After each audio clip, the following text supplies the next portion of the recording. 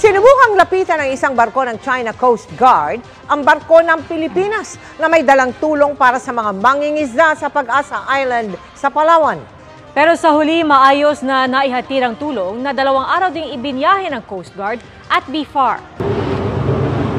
Nang lumiwanag ang paligid, mas naging malinaw na ang isa sa mga barkong nakapwesto malapit sa Pag-asa Island ay mula sa China Coast Guard. Sinubukan pa raw nitong lumapit ng hanggang 1 nautical miles sa nakaangklang BRP Francisco Dagohoy na may dalang livelihood assistance para sa mga mangingisda ng Pag-asa. Maya't maya nagbabago ang pwesto ng barko ng China Coast Guard.